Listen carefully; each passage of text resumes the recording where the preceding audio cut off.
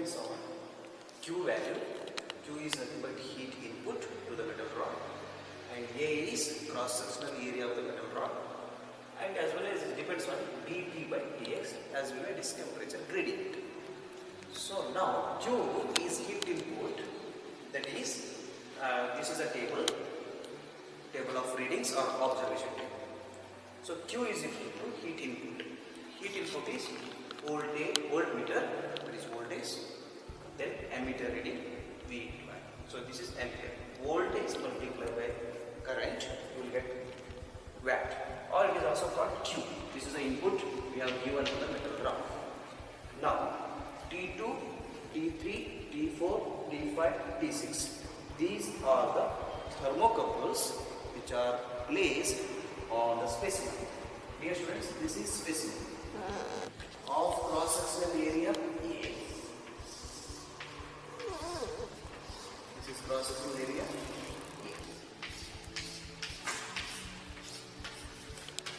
Now there are 5 thermocouples which are fixed on the surface of the given metal rod.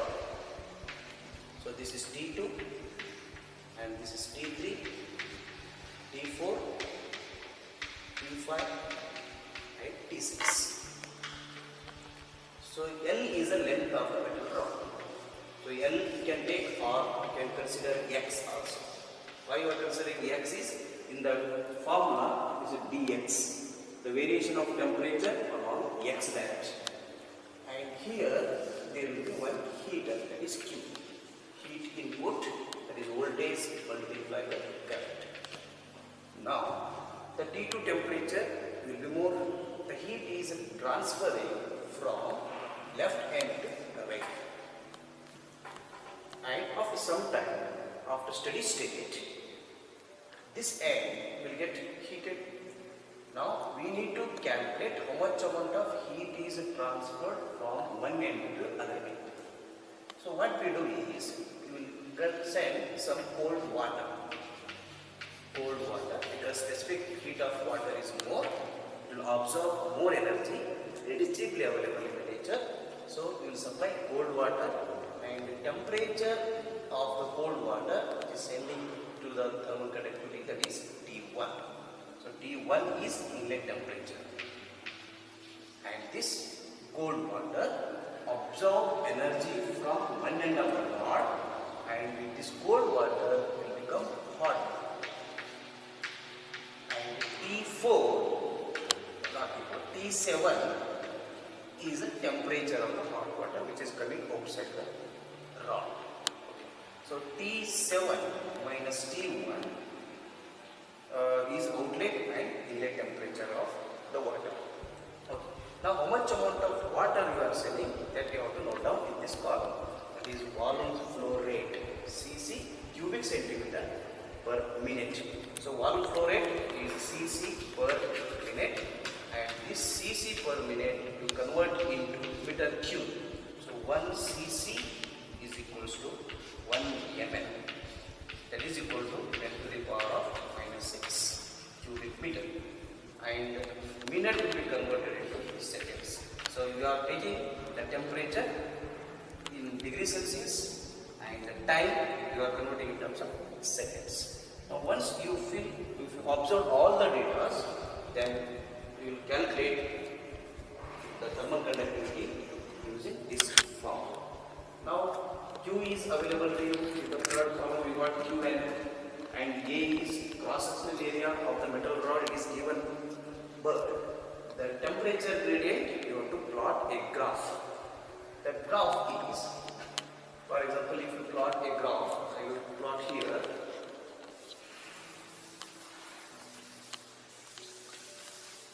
Now we will plot the x-axis. X-axis is length of the metal rod, and the y-axis is temperature of the thermocouples. Now the length of the metal rod is, assume that it is 250 mm. So between the two thermocouples, the distance is 70. Here is also 70, here is also 70, here is also 70, and here is also 70. Now Now first what we do is, I will take thermocouple temperature T2 is here, some temperature, and T3. As the length of the metal rod increases, the temperature is decreases. As we know, we will get negative slope, so we will get such type of slope. So now we calculate the dt value and the dx value. So dt by dx, we get some value. That is, unit is degrees Celsius per meter. So here I have taken in meters, and temperatures I have taken in degrees Celsius. So degrees Celsius per minute use a value of dt by dx. And this value dt by dx you substitute in the Fourier law. In the Fourier law, that is here in the denominator, and A is already we know it is cross-sectional area. D is the diameter of the rod is given. So area is equal to pi by 4 d square. Pi by 4 d square. So why you are considering cross-sectional area is, assume this is metal rod and here I have fixed heater. So this cross-sectional area, the heat is transferring from one end to the other end, not through surface area. If you take surface area, the A will become pi dl. But here I have considered heater is input is at cross-sectional area. So area is pi by 4 d square. Take the value of A, take the value of dt by dx, substitute here, finally you will get the value of K is some watt. It is watt per meter Kelvin. So this is how the experiment will be conducted to calculate thermal conductivity.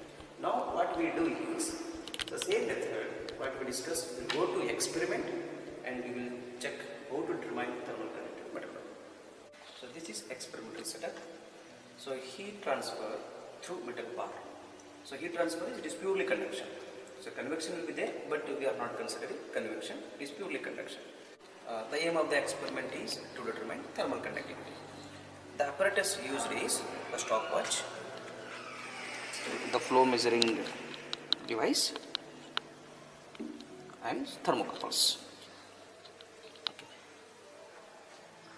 and some storage, water storage tank, small storage tank, and here is the discharge of water. The hot water will be collected here. The input voltage now I have fixed to 90 voltage, and here you will get the temperature readings, and here you will get the ammeter reading. And here there are two knobs, and this knob will be used for variation in the voltage. There are 5 thermocouples which are mounted on the surface area. Same cross sectional you can see here, and this black color line indicates the heat input, and this is T2, T3, T4, T5 and T6, and these 5 thermocouples are fixed on the metal rod, and other end of the metal rod is dipped in a liquid bath. The liquid bath here we have taken is water. So the supply of water is from the storage tank, and this tank is covered with some plate to avoid any dust particles storage. So the cold water will flow from this pipe to the inlet is here, and T1 is the inlet temperature of water, and this cold water absorb energy from the other end of the rod. Heat is transferred from here to here, and it will become hot water, and T7 is the temperature of hot water. And this knob will be used for taking T1, T2, T3, T4, T5, T6, T1 temperatures readings, and T2 to T6 temperatures will take from the metal rod, and T1 is inlet temperature of water, it is cold water, and T7 is outlet temperature of hot water. Now here one question will rise: what is the maximum flow rate of water? And in the design they have given inlet tube in the downward direction, here downward, and outlet they have given upward. If if you change the position, what will happen? So instead of giving the inlet in the downward, if you give upward, the readings will not be a perfect reading. The reason is, due to gravity, the water will fall down easily. You are not giving sufficient time to absorb heat from the rod. So if you are not giving sufficient time, whatever the thermal conductivity which will measure, that is a wrong value. So you have to give a sufficient time to absorb heat from the other end of the rod. Then you take the readings and substitute in the calculation part. You will get the correct thermal conductivity of the metal rod. Now here there are two reasons. One is inlet water is always downward and outlet is upward. The volume flow rate of water will be measured by stopwatch and with the help of flow measuring jar. The flow measuring jar will be fixed here. These are the readings we have taken from experimental setup. So voltage is 100. So now all and current is 0.40, Q is 40, and T2, T3, T4, T5, T6 are the temperatures are in degrees Celsius, and T7 inlet temperature of water is 28 degrees Celsius, and T7 is outlet temperature of water, that is hot water which is coming outside the system, is 40 degrees Celsius. At the same time, so using flow measuring jar, we have taken the volume flow rate, that is 15 cc per minute. Now it is volume flow rate, you convert it to mass flow rate by multiplying density. So using the formula, I will write here the formula, rho is equal to mass by 1. So volume is 15, already taken. So mass is unknown, density of water is 1000. So if you calculate using this formula, you will get 2.5 into 10 to the power minus 4. Unit is kg per seconds. And dear students, these values are of a steady state. Okay. So once you set the value of voltage 100, you have to wait for 10 minutes or 15 minutes to attain steady state.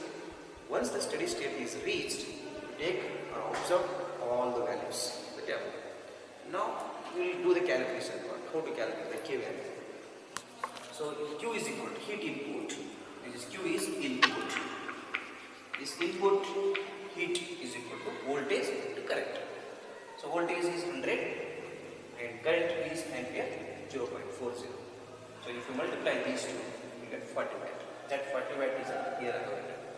And coming back to the formula Fourier law, heat input Q is equal to minus Ka dt by dx, and E is equal to heat balance equation. These two are called heat balance equation. Heat input is equal to heat output. Now K is unknown. That K, using these two terms, I will simplify the equation and get K value. So K is equal to minus 40 divided by area. Area is pi by 4 d square. Same equation I have written in the previous equation here. K is equal to minus Q by A dt by dx. This is the simplified equation of energy balance equation. Now K is equal to minus Q value I have substituted as minus 40 divided by A is area of the cross section. I have shown in the diagram as well, pi by 4 d square. Pi by 4 d, 20 mm is a diameter of the metal rod. That is cross sectional area, not surface area. Cross into the dt by dx. The dt by dx is plotted a graph here. Okay. X-axis is the length of the metal rod and y-axis temperature values. Okay. So at 70 mm distance, T2 value is 205. Similarly, you note down the points 2, 3, 4, 5, 6 points. You mark on the graph and calculate slope. This is the slope. So slope is equal to general formula y by x is equal to y is nothing but this dt and x is nothing but here the length of the, and here after calculating y by x, this is the value of slope. The unit is degrees Celsius per meter. So after substituting all the values, we get K is equal to 83.29. The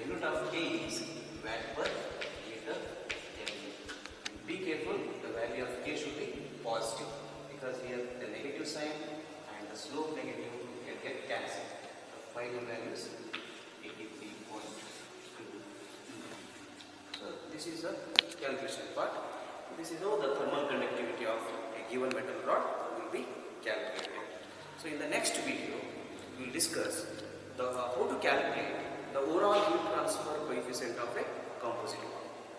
Overall heat transfer is conduction as well as convection, both heat transfer will be considered.